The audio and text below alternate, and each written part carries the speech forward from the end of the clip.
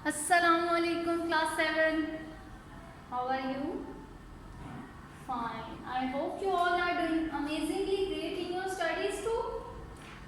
Good. Okay.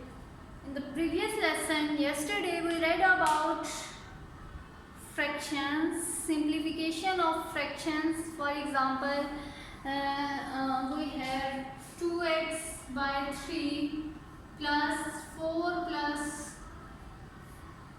This. Okay, तो हमने ऐसे एक्सप्रेशंस में क्या किया था?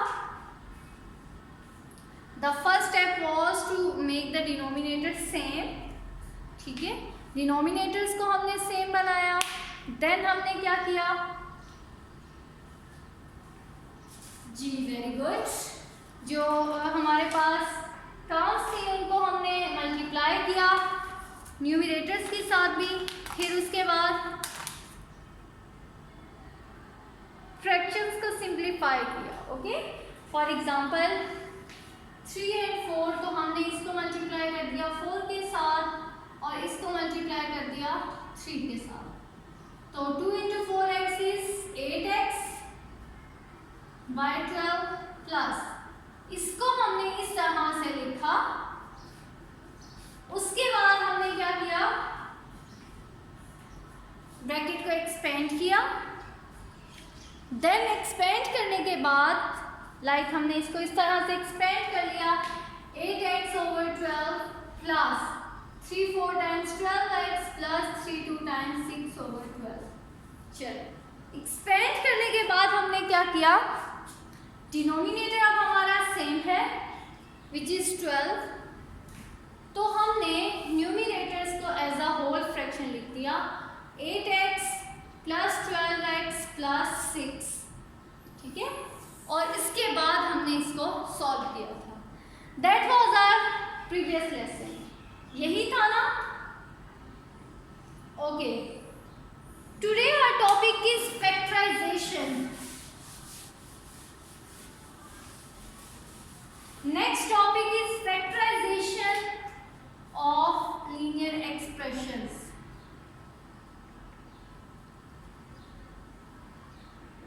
फैक्टराइजेशन। अच्छा, फैक्टराइजेशन नेम से ही आपको कुछ आइडिया तो हो रहा है। क्या करते हैं फैक्टराइजेशन में? फैक्टर्स लिखते हैं।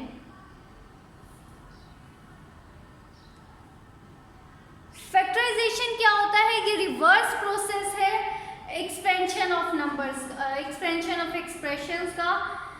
Factorisation is the process of expressing an algebraic expression as a product of two or more algebraic expressions. For example, अगर आप एक्सपेंड इस तरह से करते हैं 2x प्लस 4 है आपके पास, आपने इसको एक्सपेंड किया तो आपके पास क्या आ गया? 8x plus 2x plus 8। This is expansion. But अगर आपको ये गिवन हो और आपने इसके थ्रू ये वाला लिखना हो तो दिस इज फैक्टराइजेशन। ठीक है, ये फैक्टराइजेशन है और ये इस तरह से अगर आप करेंगे तो दिस इज एक्सपेंशन। फैक्टराइजेशन में बेसिकली आप करते क्या है कि आपने देखना है कि आपका जो क्वेश्चन है, जो एक्सप्रेशन गिवन है, उसमें से कुछ कॉमन तो नहीं निकल रहा। कॉमन का मतलब सेम, जो आप बाहर दोनों में से निकाल सकते हैं। ठीक है, फॉर एग्जाम्पल अगर हम यहाँ देखें तो 2x एंड 8, 2 को आप लिख सकते हैं 2 मल्टीप्लाई 1, इसको लिख सकते हैं 2 मल्टीप्लाई 4। सो इन दोनों में सेम क्या है? 2 आपने बाहर निकाल लिया, यहाँ आ गया 1x और यहाँ खाली क्या आ गया? 4। So this is factorisation. Numbers की फैक्टराइजेशन कैसे करते हैं? आप नंबर्स को फैक्टर्स में लिखते हैं। फॉर एग्जांपल 12, इसकी फैक्टराइजेशन क्या होगी?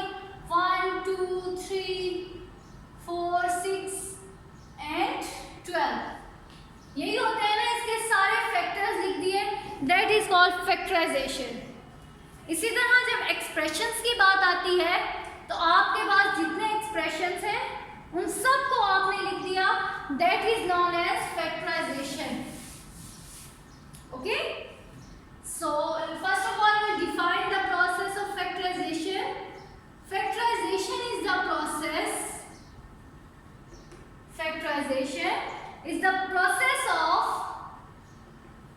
is the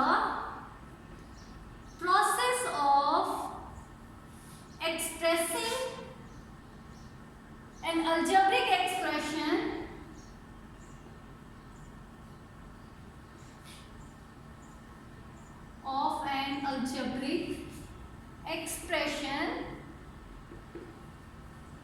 Factorization is the process of expressing an algebraic expression as a product of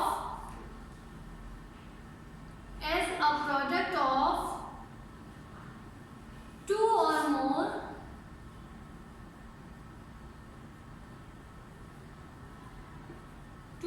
more algebraic expression. अभी मैं इसको एक्सप्लेन करती हूँ इस डेफिनेशन को. Factorisation is the process. Factorisation एक ऐसा प्रोसेस है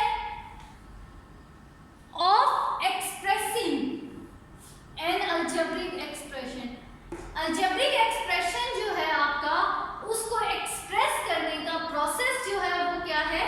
फैक्टराइजेशन. अब उसको एक्सप्रेस कैसे करना है? As a product of. Product का मतलब क्या है? कि दो चीजों को मल्टीप्लाई करना जो होता है उसको हम प्रोडक्ट बोलते हैं. प्रोडक्ट ऑफ टू और मोर अलजेब्रिक एक्सप्रेशंस. कि जब आपके पास फैक्टराइजेशन होगी तो आपके पास अलजेब्रिक एक्सप्रेशन आएंगे एक या दो, और वो आपस में मल्टीप्लाई हो रहे होंगे. Okay, for example 2 into x plus 4. This expression both are multiplying. So this is factorization, and it is the reverse process of expansion. अभी हमने देखा था कि एक्सपेंशन का रिवर्स प्रोसेस कैसे है. एक्सपेंशन का मतलब क्या है कि आपने इसको 2x plus 8 एक्सपेंड कर दिया. This is expansion. और इसका रिवर्स कर लेगा ये, तो this is factorisation. Okay, factorisation clear है? ओके, अब हम देखते हैं कि फैक्टराइज करना किस तरह से है. ओके, ये तो फैक्टराइजेशन की डेफिनेशन थी. Now will see how to factorise the given expression. For example, if I have 6x minus 12, okay, 6x minus 12. So how to factorize this? First of all, इसमें वेरिएबल्स देखें. कितने variables हैं? एक ही variable है x, इसको छोड़ दें. Factorise करने का मतलब ये है कि आपके पास हर टर्म जो है इस एक्सप्रेशन की, उसमें से कुछ ना कुछ कॉमन निकले. यहाँ we have 6x minus 12, तो वेरिएबल्स तो दोनों में नहीं है, इसलिए वेरिएबल तो कॉमन नहीं निकल सकता. x तो एज इट इज आ जाए. 6 को आप लिख दें 6 मल्टीप्लाई 1, और इसको आप लिख दें 6 मल्टीप्लाई 2. तो दोनों में से क्या कॉमन आ रहा है? 6. 6 हमने बाहर लिख दिया. यहाँ क्या बचा? 1x minus as it is यहाँ क्या बचा है? 12. So this is the factorization of this expression.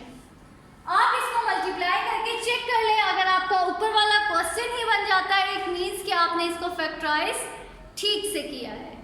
Okay, question में आपने जब सॉल्व करना है तो ये वाला काम नहीं करना. ये रफ वर्क में है, आपने जस्ट ये स्टेप के बाद ये स्टेप लिखना है. Okay, for example if I have minus 10x plus 25. चलो, सबसे पहले तो देखिए वेरिएबल्स. वेरिएबल्स हैं इसमें कोई? एक के साथ x है और दूसरा सिंगल है. इट मीन्स कि आप वेरिएबल तो कॉमन नहीं ले सकते, है ना? तो फिर क्या करेंगे? इनको फैक्टर्स में लिखें. ऐसे फैक्टर्स लिखने हैं जिसको दोनों के टर्म्स में डिस्क्राइब कर सकें. फॉर एग्जांपल अगर मैं 10 1 टाइम्स 10 करती हूँ तो 10 के टेबल में 25 कहीं नहीं आता. स्मॉलेस्ट से आपने स्टार्ट करना है. 5 2 टाइम्स 10 एंड 5 5 टाइम्स 25.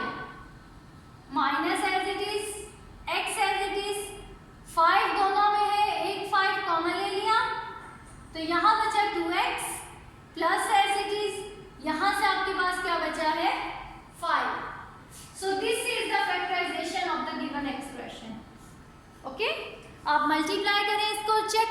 आपका आंसर ठीक आया है या नहीं। 5 2 टाइम्स 10 माइनस 10x, 5 5 टाइम्स 25। अगर आपका आंसर क्वेश्चन वाला ही आ जाता है तो इट मीन्स कि आपने ठीक किया है। See another example.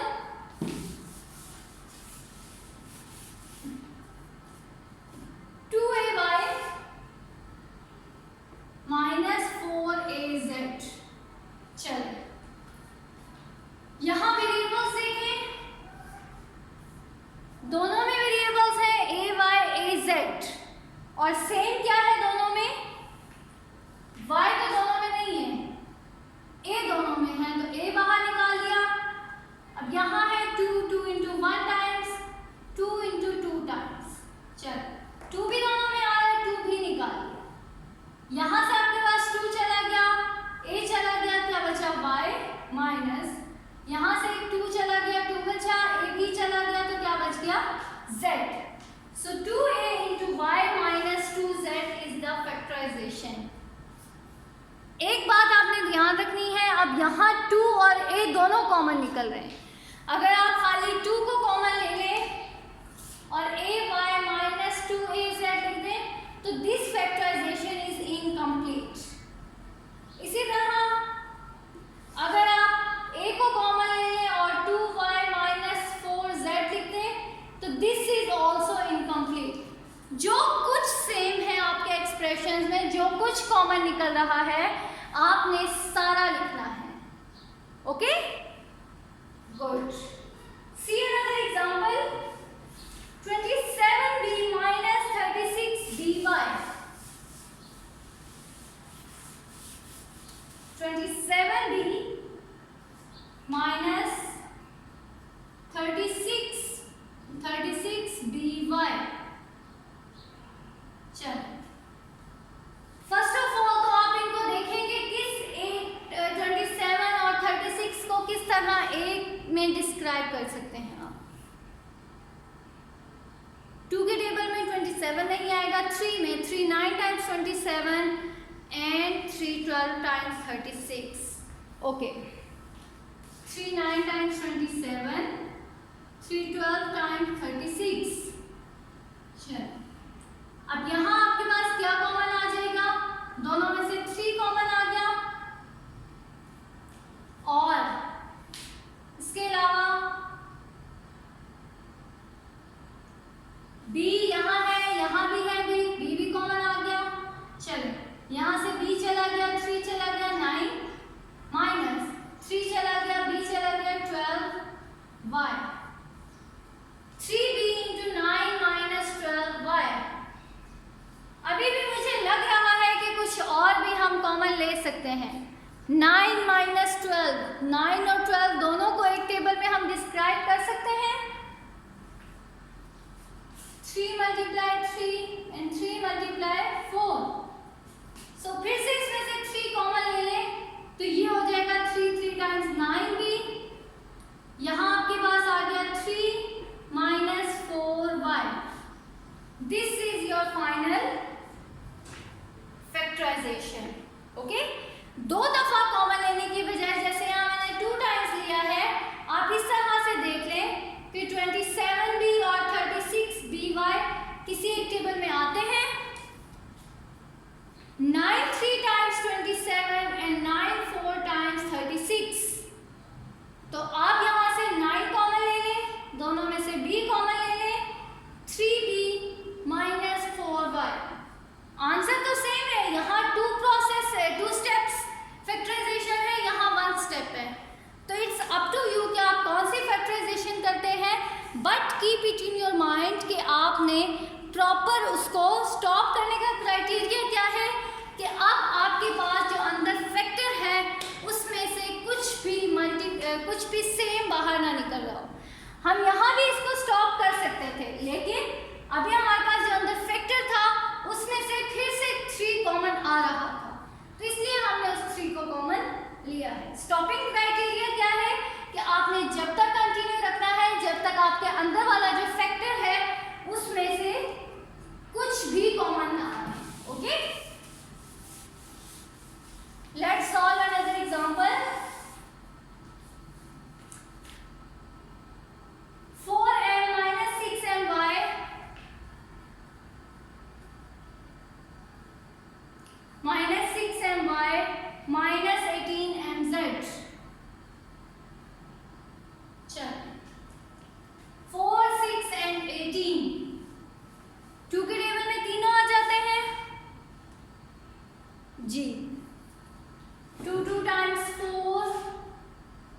3 times 6 and 2 9 times 18.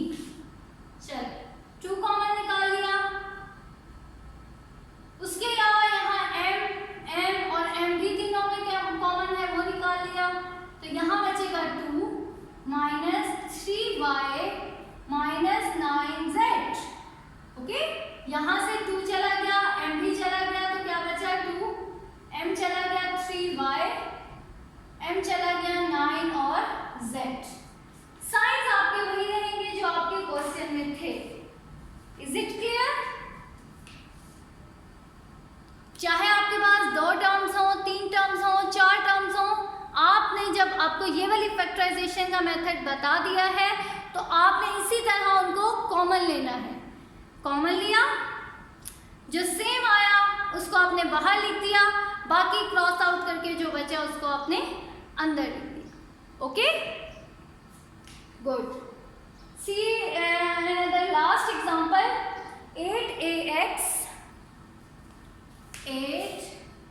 8ax plus 12a minus 4az। Yes, अब यहाँ इस एक्सप्रेशन में आप लोग मुझे बताएं कि किस टेबल के टर्म्स में इनको डिफाइन करूं। 2 भी मुझे नजर आ रहा है और 4 में भी कर सकते हैं, तो कौन सा बेटर रहेगा, 2 या 4? Some are saying 2 and some are saying 4. Both are right, but 4 के साथ जब हम करेंगे तो एक स्टेप में आंसर आ जाएगा। ओके, और 4 के साथ करें, 2 के साथ करेंगे तो हमें 2 स्टेप्स फैक्टराइजेशन करना पड़ेगी। ओके, तो फिर आप लोग मुझे बताएं कि कौन सा वाला ठीक रहेगा, 2 स्टेप और 1 स्टेप। ऑब्वियसली 1 स्टेप, क्योंकि आपको एक स्टेप में आपका आंसर आ गया। 2 स्टेप्स निकालना, फिर मल्टीप्लाई करना और वो सब, इट्स अ लेंथी प्रोसेस। जब आपके पास एक शॉर्टकट है तो so I am taking out 4 common, 4 multiply 2, 4 multiply 3, 4 multiply 1। 4 हमने कॉमन ले लिया, यहाँ से बचा 2, 3 and 1। ए भी तीनों में कॉमन है, बाहर निकाल लिया। यहाँ से बचा x प्लस यहाँ से 3 माइनस 1z। ठीक है, 4 को कॉमन लिया, उसके बाद a भी तीनों में कॉमन था, उसको हमने कॉमन लिया, तो आपके पास आ गया 2x प्लस 3 सिंगल आएगा क्योंकि a जो था वो तो कॉमन ले लिया, और माइनस 1z। ओके, अब आप अपना आंसर्स को चेक भी कर सकते हैं। आंसर्स को चेक कैसे करना है? वेरी गुड, आपने इसको मल्टीप्लाई कर देना है, प्रोसेस करना है एक्सपेंशन का। ये इसको इसके साथ मल्टीप्लाई किया, इसको इसके साथ किया और इसको इसके साथ किया, तो अगर आपका आंसर ये क्वेश्चन आ जाए तो इट मीन्स कि आपने ठीक से फैक्टराइजेशन की है। So what we have done today, we learned about factorization. What is factorization? Representing the linear expressions as a product. It is the reverse process of expansion. और उसके बाद हमने कुछ एग्जाम्पल्स सॉल्व की हैं जिनमें क्या किया, हमने फैक्टर्स निकाले हैं। Okay, so today your exercise 4C is completed. Now do practice of exercise 4C. On Friday I'll take your test of the whole unit exercise, unit number 4, 4A, 4B and 4C. Okay, so do practice and complete your work. Thank you students. Allah Hafiz.